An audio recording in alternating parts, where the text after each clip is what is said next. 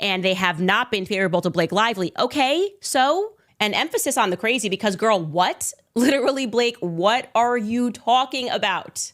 After Justin Baldoni's lawsuit was dismissed, Blake Lively paraded around like she'd won the war. She made one critical mistake. She came back swinging. But instead of letting it go, she launched a new battle to silence her critics. And this time, she aimed straight at Candace Owens. What followed wasn't silence, it was an explosion. A full-blown media counterattack that pulled in Andy Signore, Perez Hilton, and a tidal wave of receipts, subpoenas, and whistleblowers. What was supposed to be a clean PR spin has spiraled into a reputational meltdown. And yes, Ryan Reynolds is being dragged down with it.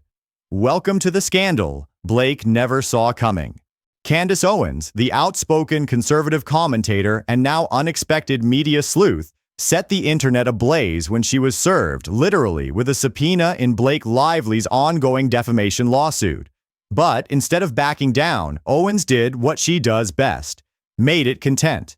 At long last, Ryan and Blake Lively have delivered, okay? I found out from TMZ literally 2 hours ago that I have been subpoenaed.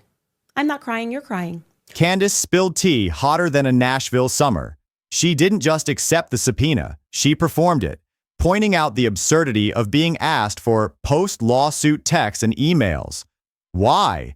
Because she dared to say she believed Justin Baldoni. Putting in this piece, Popcorned Planet and Candace have been covering this lawsuit, and they have not been favorable to Blake Lively. Okay, so what does that have to do? That doesn't mean anything. We're reading the lawsuit, and we have determined that your client is lying.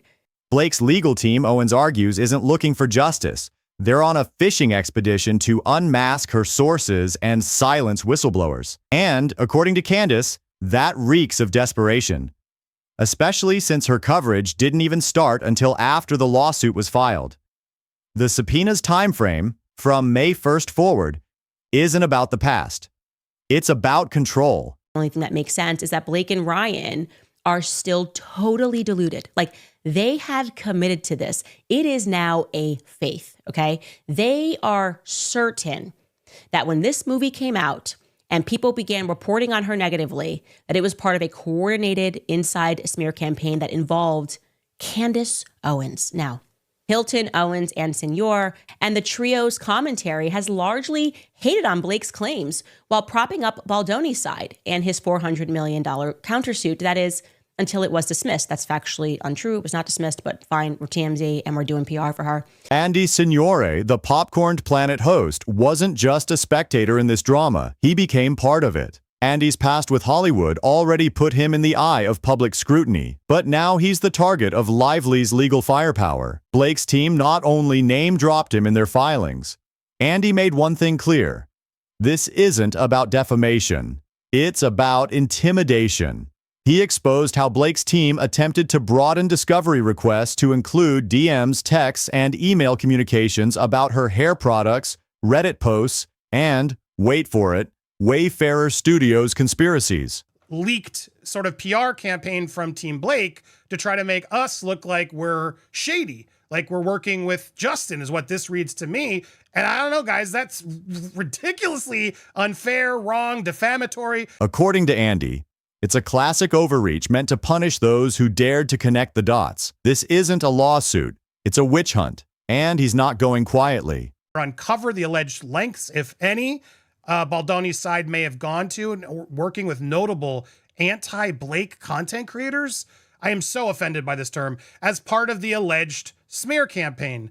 It's gross is what it is to me. Yeah, so we are propping up Baldoni's side. No, I'm propping up the truth is what I'm doing here. When Perez Hilton enters the chat, you know it's going to get messy. And he did not disappoint. The original celebrity gossip kingpin unleashed his fury on Lively's legal approach, branding it as a mockery of press freedom. Perez confirmed receiving subpoena threats for simply discussing public court documents. Documents that exposed Blake's manipulation of PR firms, journalist networks, and maybe even Reddit bots. Perez blasted her lawsuit as a PR decoy designed not to find the truth, but to silence dissent. In a stunning clip, Perez even suggested Lively's team wanted to chill free speech across social platforms by targeting influencers, commentators, and even fans. Is this just a move by Serena Vandercrookson for publicity? Which they got. He accused Blake of trying to smear the smear coverage, weaponizing the legal system to control the narrative and punish those refusing to toe her glossy Hollywood line. For a woman once hailed as America's sweetheart, Perez made it clear the facade is cracking. But my response is, thank you. I love this.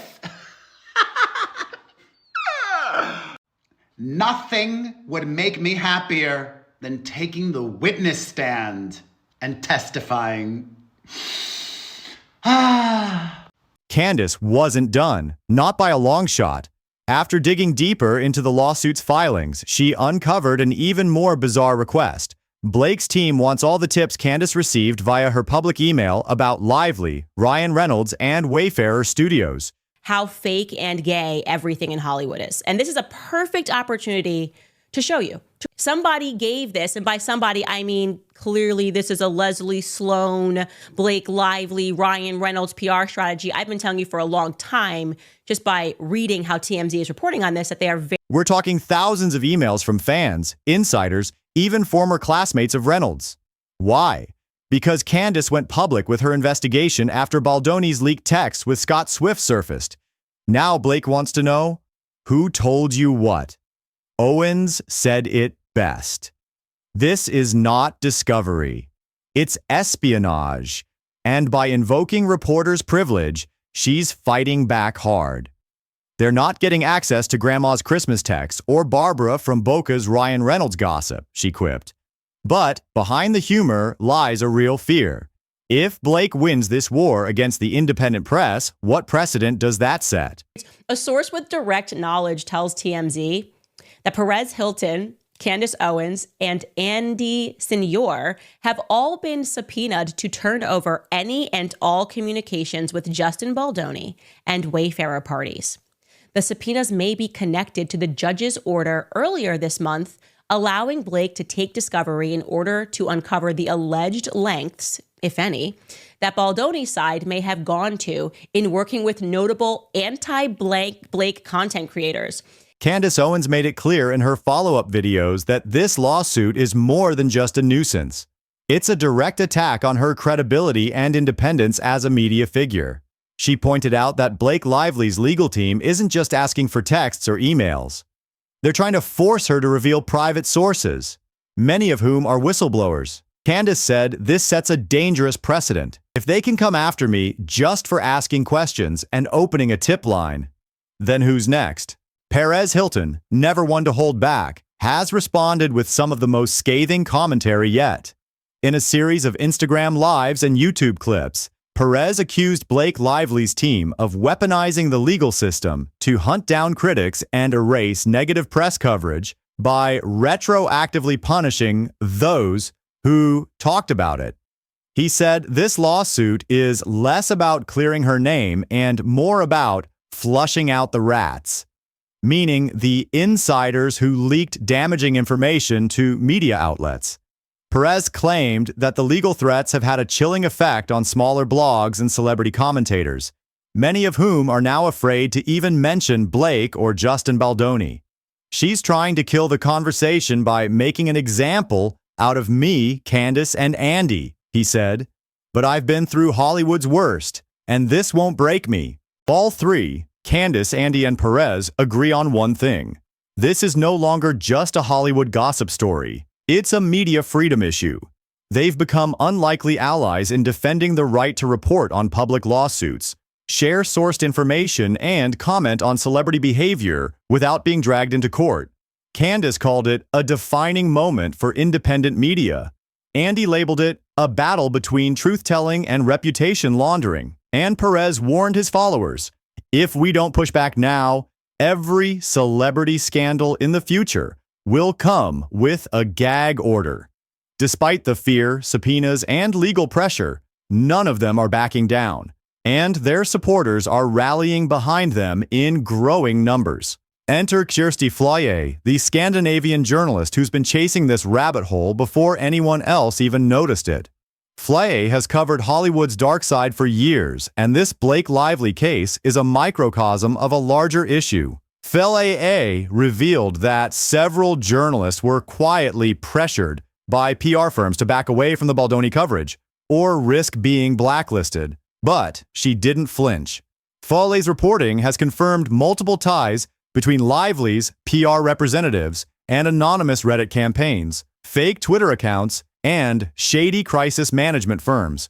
She even tracked down timelines proving coordinated information suppression following Baldoni's viral interviews. In her view, this lawsuit isn't just legally shaky, it's morally bankrupt. She warned, if this works, no journalist is safe from retaliation when they dare to cover the elite. So here's the truth, unvarnished and raw. Blake Lively is no longer just a Hollywood darling. She's a woman on a legal rampage, and she's losing public sympathy fast. Ryan Reynolds? Silent. Complicit. The people? They're choosing truth. They're siding with Justin Baldoni, a man who risked everything by exposing backdoor deals, bullying, and media cover-ups. From Candace Owens' courtroom clapbacks, to Perez Hilton's thunderous takedowns, to Kirsty Flye's fearless reporting, the walls are closing in. And if Blake thought this lawsuit would restore her image, she miscalculated badly. Because in the court of public opinion, the verdict is in.